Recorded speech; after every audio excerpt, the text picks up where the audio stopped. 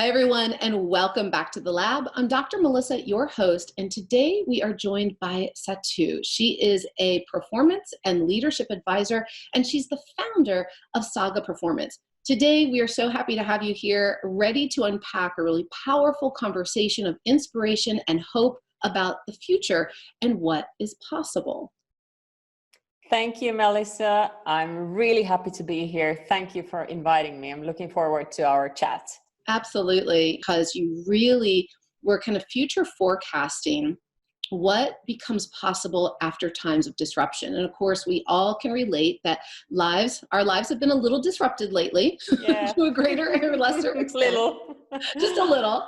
And it is so fascinating. I really feel so humbled that we are going through this as a collective around the globe. I mean, you're over in Sweden. You're in Sweden, and you're going through it as well. So this isn't just, it is a global situation. And so there's beautiful, large lessons for us as humanity to get to embrace. So, from a leadership standpoint, I know you work with a lot of high-level people and corporations. And so I'm hoping you can kind of give us a little perspective of how some of our top leaders are handling disruption and kind of trends that you're seeing from this. Yeah, with pleasure.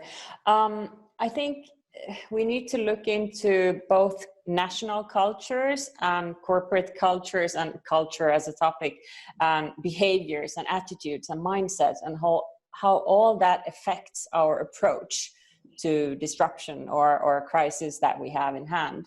But starting with, from my perspective, I'm actually not born in Sweden, but funnily, I ended up here, and I'm originally from Finland. I've seen and traveled a lot. I've lived in the Middle East and worked in the Middle East. So I've seen a lot of different types of cultures. I've also seen a lot of different types of ways of leading businesses. I've been a business leader myself and met a lot of CEOs, worked with leadership teams. And I think there are certain things that a lot of us have the same, but then there are a lot of things that come from the national culture. And even though I'm from a country originally that is very close by the country where I live in, I still become amazed every now and then, especially now that we have this COVID-19 going on. Like, how different can we actually be? And then you have to challenge yourself to understand, to adapt, and to really just reflect on the differences, because that can then become an opportunity. I love that. Yeah. Differences can become an opportunity. And that is a nugget right there, because I do believe it can be very easy to be like, I just don't understand, right? Yeah. Like that, how could they be thinking that way? And how can somebody be viewing that way? And yet we're all individuals. We all have a different lens of life. We all have different cultural editors and stories and belief systems in place. So I do love that you're looking at, if we remember, we get to put on the lens of there's opportunity within this. Yeah. And that opportunity could open so much creativity and innovation. And that's what I'm hoping that we get out of this situation as well, that individuals and corporates, that we don't just stand still and wait for this to be over, but rather to be challenged and actually obliged to take different approaches to our work, to our life, to our daily routines, and to dare to go outside of the norm or the box or the normal routines that we've had. And I think for corporates, it really it becomes demanding, because you have the financial pressure as well. Of course, an individual also has a financial pressure at the moment, but then you sort of switch it around to more like, okay, what could this bring? What could be the opportunity and the positive outcome of all this, rather than just see, oh my God, I need to quickly find a solution and do something different, because that's sort of building more. You become afraid of the change, and you, in the worst case, you get stuck. You have no clue what to do. Let's talk about this for a moment, because I'm with you 100%. That I've seen So many. And even myself at times, even though albeit it's a positive reaction, meaning like, oh, I want to get out there and show up even more and provide more value right now. Right. It's an interesting kind of gut response, like this unconscious feeling like we've got to do something, right? So whether it's I've got to do something to generate revenue, I've got to do something to meet the needs, I've got to do something. And yet, and I have to temper that. I notice it when I'm feeling triggered in that way. And again, in my brain, it makes total sense why I'm doing it. And I'm showing up, I want to serve. And then like, perhaps it's not about just reacting, even if we think it's for good reason or out of necessity. What happens if we pause? You know, what happens if we just sit with and become an observer, whether it's for a few minutes, a few hours, a few days, to really observe and be with and be present in kind of this disruption? What can happen then? What are your thoughts on that? I love that. Because this is the methodology that I actually use when I'm coaching individuals, like the fact that you need to become more objective of the situation that you have, especially if it's a crisis. You could even like think about a situation where you're being criticized, and it's the same approach that you need to gain objectivity. You can't stay in the fire. So the best case scenario is that you acknowledge the situation and you start lifting yourself up like a helicopter to understand like, okay, now I see the big picture. Now I can make more realistic decisions on what to do, right? Yes. Yeah. So here's a sweet little story. When my son was little, we used to watch the cartoon Curious George. I don't know if you have Curious George. So most of us know this cute little monkey. And so in this one episode, they were lost in the woods, right? So they had lost their map, and all of a sudden, George, of course, goes running ahead, and he runs up to the top of the tree, and he can see everything. And so exactly what you're saying, that in a moment where it feels like we may be lost, we may be in uncharted territory, we may be in crisis, the best thing that we can do is give ourselves some perspective. So whether it's imagining that we're lifting up like a helicopter going to the top of the tree like Curious George, when we can give ourselves some space from this, right? So just like imagine as if you're seeing it from a larger perspective, you can then have more information. You can have a better understanding, and then you can make a better decision that will work for you. Yeah, I love that. Exactly. And I love the Curious George metaphor. That was brilliant. And I'm like, oh my gosh, this is such a great life lesson. I love that. Here's the little monkey reminding us, just give yourself some perspective, change your perspective, right? And you can change your life. You truly can. So true. As we think about, okay, disruption can come. Let's take a moment, give ourselves, shift our perspective so that we can have some space, have some ease, become more, adaptable, resilient, better able to problem solve or make decisions. From a standpoint of, you were saying, I'm hopeful. So I'm wondering if you're hearing any kind of conversations, and I'll frame this by, I literally, we can at least still go out and exercise around here. I was out walking in my neighborhood, ran into a neighbor who is an executive in her corporation. She's a VP, and she was talking about how, of course, she's used to using Zoom and virtual platforms and being in a lot of virtual meetings with people in the C-suite.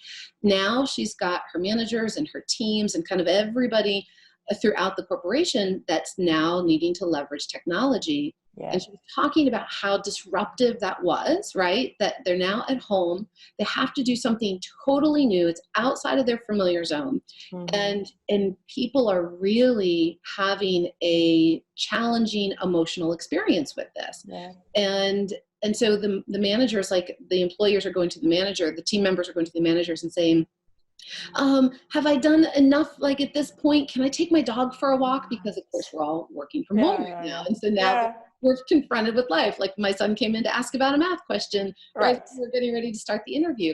And so I'm wondering if you're hearing that, is similar stories, because for me, the moment she said that, I said, you know what's beautiful about this is that we're all being reminded that we do have a life in conjunction with work. Because until now, it's been, you leave every morning, you go to work. And in some cultures and corporations, the idea is you leave life at home, right? Yeah. Like you show up to work and you work.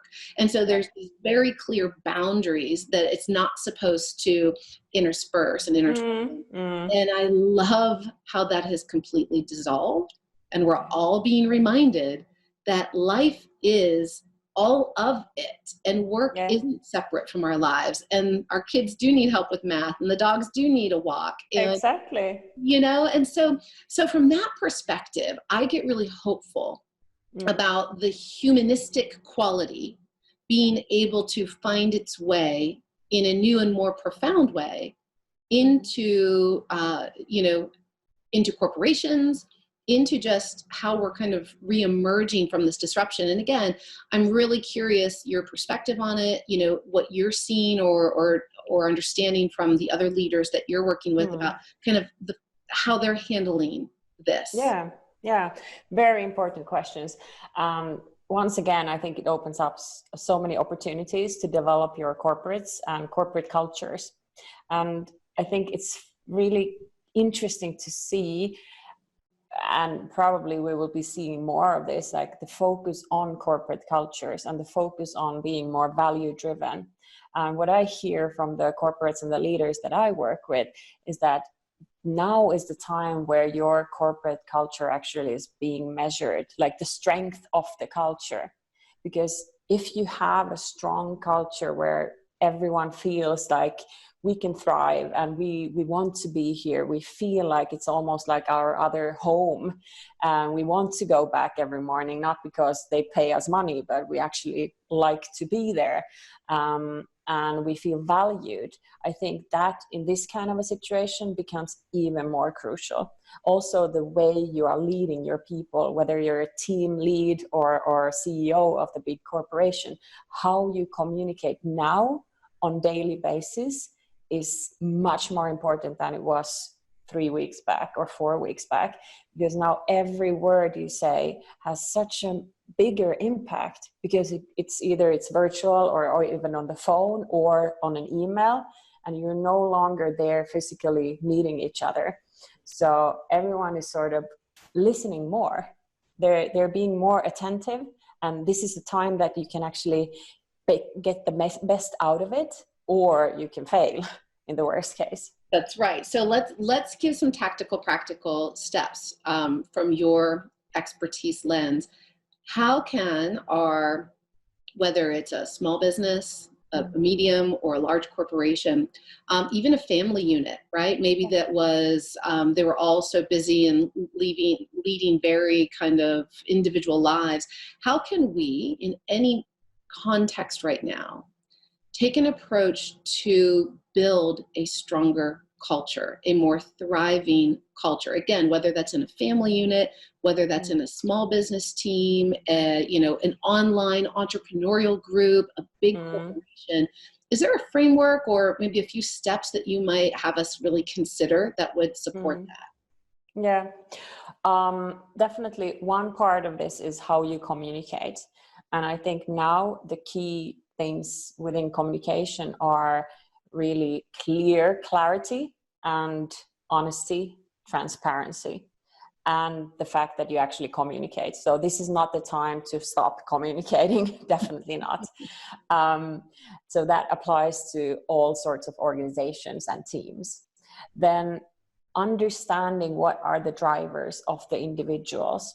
Of course, if you have a multinational organization, you need to have like team managers who are doing that job. You as a CEO of a big company can't really understand each and every individual's drivers. But in order for you to manage that, you as a head of a family or a head of a corporation should be interested. Now is really the time to ask, what are your drivers? What is your motivation? What are you worried about? To build that understanding and build that rapport between you and the people you're working with. So even with your colleagues, it would be the same thing. This is the time to really focus on building the relationship because you are not physically there. Becomes much more important, I would say.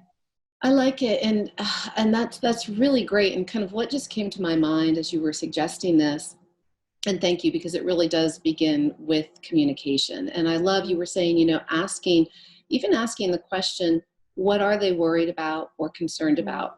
Because often we all just need to be heard, and sometimes fear, anxiety, and overwhelm can become so severe because it's just a ruminating thought pattern in a person's brain, and they don't believe or know if it's safe and okay to actually express that and share it. And so they hold it in and they keep it to themselves, and it can become, you know, very disruptive, both in the physiology, right, to that individual, and then to everybody else that they're relating with. So it's about being, I think right now, and you had said this even in the thread that kind of spurred this whole thing, is that we have an opportunity right now for self-care. And for me, what that's sparking right now is this idea of self-first kindness, being willing to say, I don't have to carry all of this, and it is okay to communicate and to share, because if I share with another, just by already showing up and sharing, not about complaining, like, oh, this is all crappy. You complain for a moment, and is that really helping you? So it is about, like you said, acknowledgement, right? So this willingness to care for ourselves by acknowledging the feelings, the emotions, because they all do provide an opportunity. Even the unwanted emotions provide an opportunity to say, well, what is this doing for me right now? Or what is this allowing for us right now? What does this create the potential for?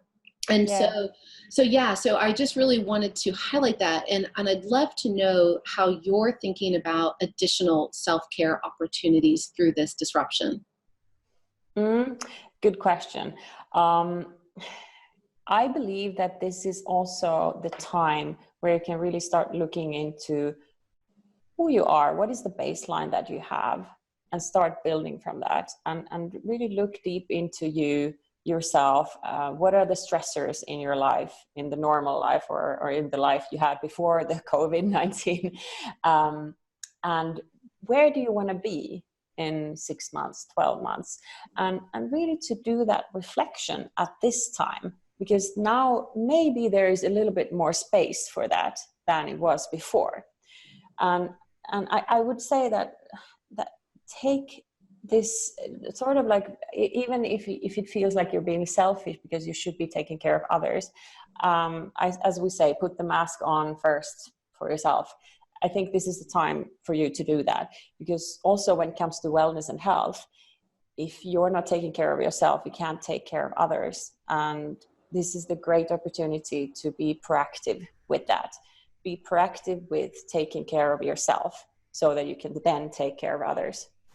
Absolutely. That's absolutely such wise advice that we all need to remember. And so that can begin within the moments right now. You know, I believe what becomes possible on the other side of this is, like you said, greater opportunities, new opportunities for how we can lead, how we can connect, how we can relate, how we can love ourselves and others, both ourselves, our families, our communities, our tribes. And that's, you know, that's me. I love casting this really positive potential because I believe in it fully. I know that potential exists.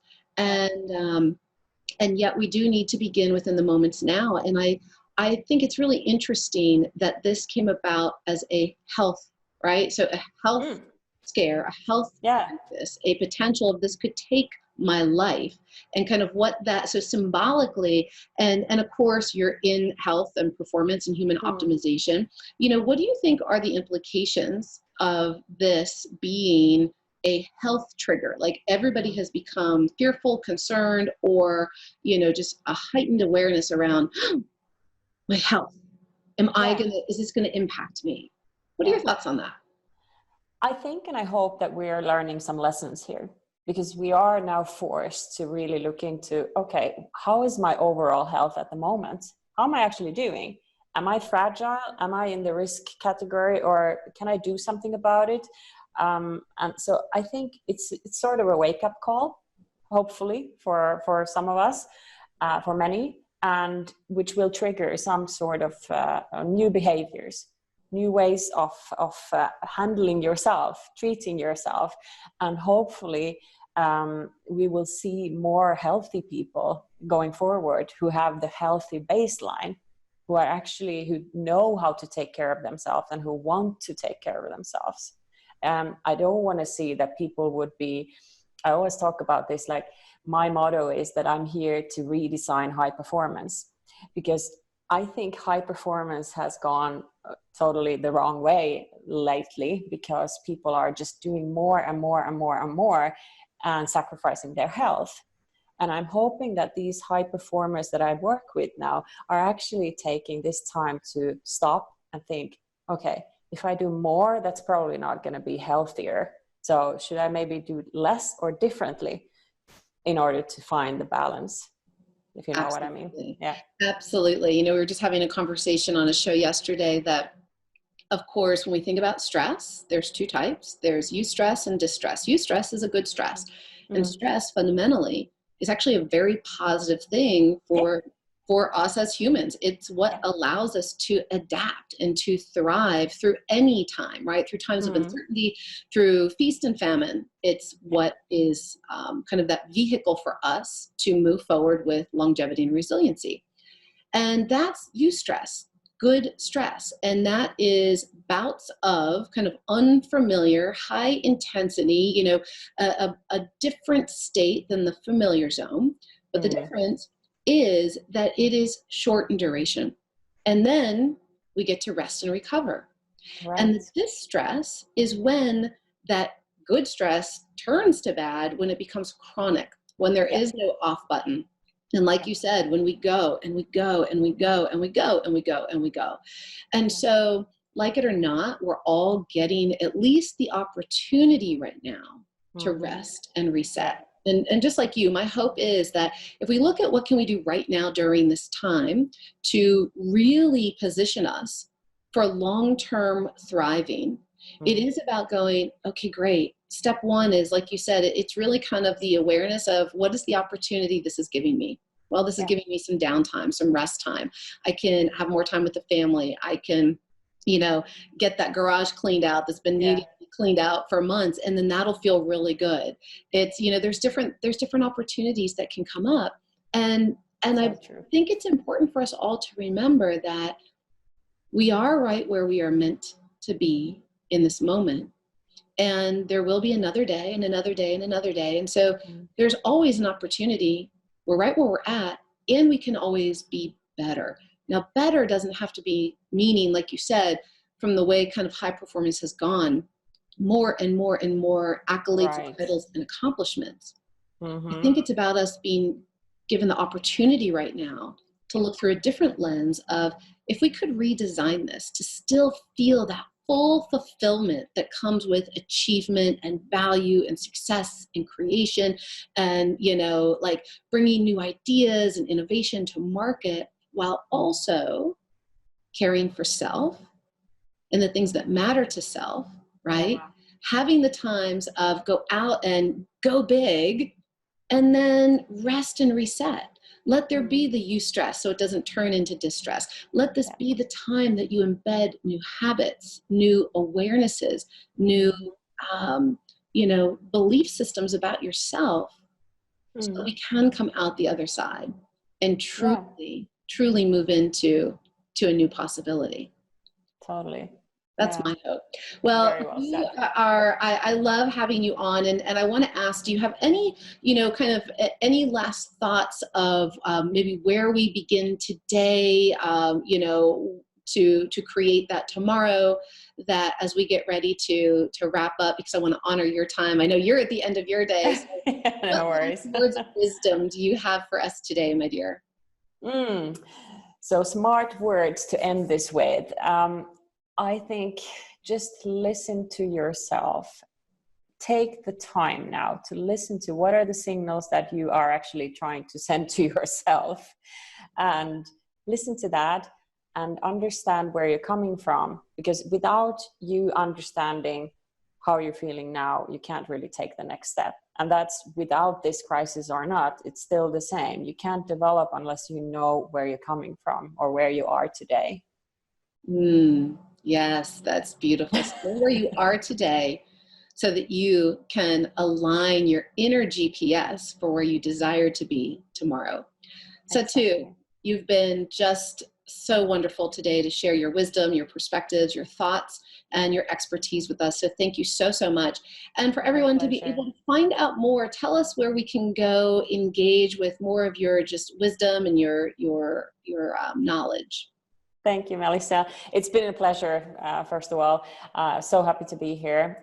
If you want to know more about me and my work, you can go to the website, sagaperformance.com. With there, you can book a session with me for free. You can also go to Instagram, Saga Performance Official, on Facebook, Saga Performance, and you can find me on LinkedIn, both the company Saga Performance and myself as Satu Ahlman. Fantastic. So I'm there, just get in touch. Excellent. And we'll make sure that all the links are within the show notes so that you can just click and be able to go over and follow and engage and like. So many more great things. So everybody, as always, thank you for tuning in today to invest in yourself, in what becomes possible for you to continue to show up fully as you are, who you are, to make your lasting positive impact.